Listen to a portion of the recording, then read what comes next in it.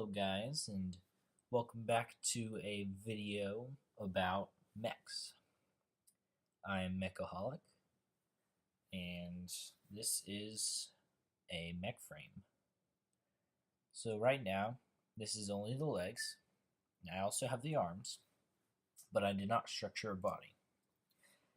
And this is because I made the mech so that it was piloted by a cockpit in the middle of the chest, and so I did not want to structure a body around that because that would limit me too much, and bodies change as you're building them, so I just decided against it.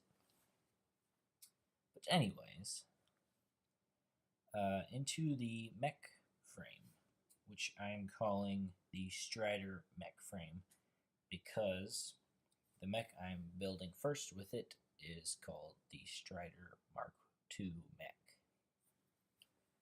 Alright, so what we have here is a nice foot here, which we can articulate to go to whatever sort of terrain we have. And then we got a solitary heel right there. And you can also add a heel that bends, like I did over on this side. I added a bendy heel so that I can bend it if there's something that suddenly comes up behind the feet that you need to bend around. And you got, you know what? Good thing about this frame right now is I can split it in half so I can talk about each part. But I got a lot of good articulation here. You can go more than 90 degrees in either direction. And you can also go side to side as much as you want.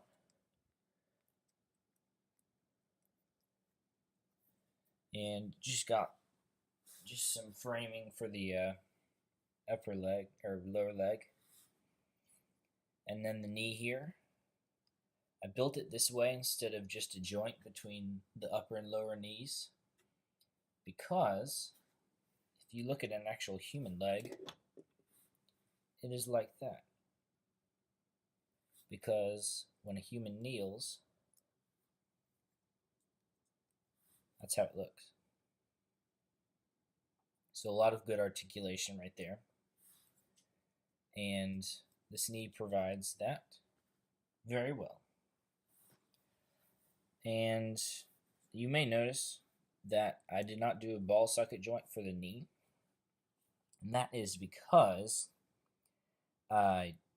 if you look at an actual human leg, their legs cannot bend that way. Unlike a lot of mechs out there, they have the upper leg facing one direction and a lower leg facing a slightly different one. And that is actually incorrect to the human form, because they're supposed to stay parallel, and the whole leg moves that way, and the foot moves as well. So that's enough about the knee. And this actually tilts a little bit so that you can have some separation between the crotch area and the leg. Just more of a separation so you can build up some plating here if you should want to.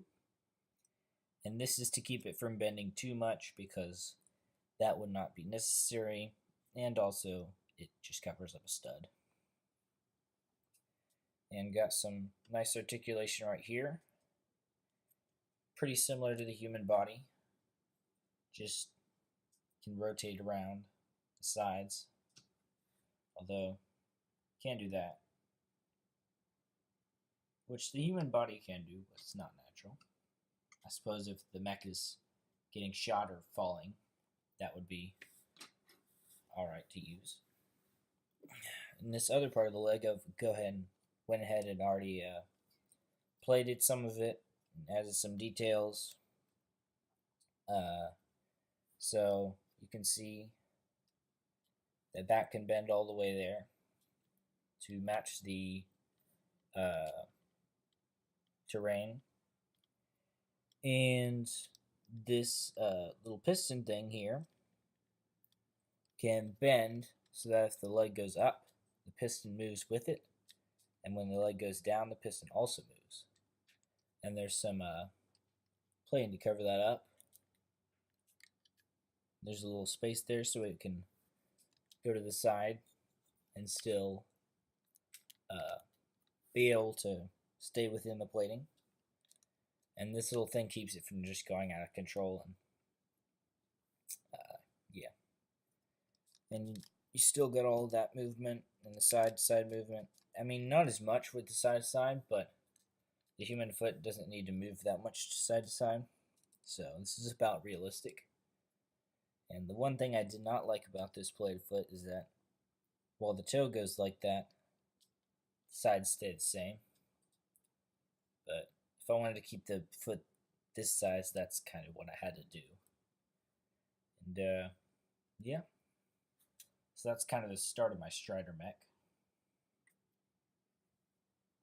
And on to the arms. So here's my arm. And I did another one of the bending parts here. And ball socket joint. Good movement right there. And the elbow is a little tricky thing. Just got some cylinders on the back and some T-joints in the front with some little covers there, and they're hooked into a brick with hole and a pin in there. The bad thing about this design is these can spin, but I found that the T-joints are not long enough to just use a brick with axle hole. And so this is what I've got for now. But if you guys have anything that you think I should do instead of that, this would be really great. Or maybe I just need to totally redesign the elbow. But it really allows for a lot of movement, because you can bend side to side while the elbow stays there in that bent position. You can go any way. So it's really, really maneuverable. And the hand, just some standard fingers. I usually use 3 fingers on my mech because it makes for a thinner hand, and a 4-fingered looks too much unless you use a wrench hand, which can look acceptable. Got some nice movement on the hand here. And now, of course, it won't be able to bend that far like a normal hand would. Like you see like that. But because of the plating will be put there, so it would probably max bend like that. But I think it's good enough, because you're not going to be like Iron Man and have a repulsor spraying at you or anything. So that's my arm. And it's just attached by a 2x6 right there with my other arm. And I may change the hands. They seem a little bit too big now, but they may look better when the whole thing is done. I don't know. And that is the frame. So I think it's one of my best frames that I've built yet. It's the only one that I've added to my channel so far. And it's a really nice frame. And what I might do in the future is add some of these to the ball socket joints. These are friction adders. In places like that maybe, and in between the foot area. Just in case the weight of the object cannot handle holding in place. That'll especially be useful for the arms. I'll probably be put some there. And it depends if I change the elbow to a ball socket or not. Not sure about that yet still. But if I do, I'll definitely add a friction adder, because that will help with holding up the arm a lot. So thank you for watching this video, and if you have any comments on what I need to do better, what I haven't done good enough, or what I did great, then please just leave a comment below. Tell me what I did. Tell me what I need to keep doing.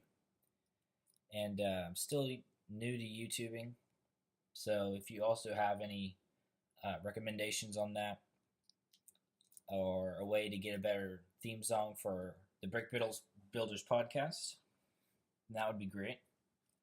And check out my other videos. I'm going to be posting some more soon, and hopefully we'll come out with another Brick Builders. Medieval Bricks and I are communicating on that right now, and we might add another builder in, which we know, who also builds mechs. And just check out the Brick Builders series. Check out the rest of my videos that will come soon after this one. And I'll see you guys later. Thank you very much for watching this video. And like and subscribe, whatever you feel like. Thank you.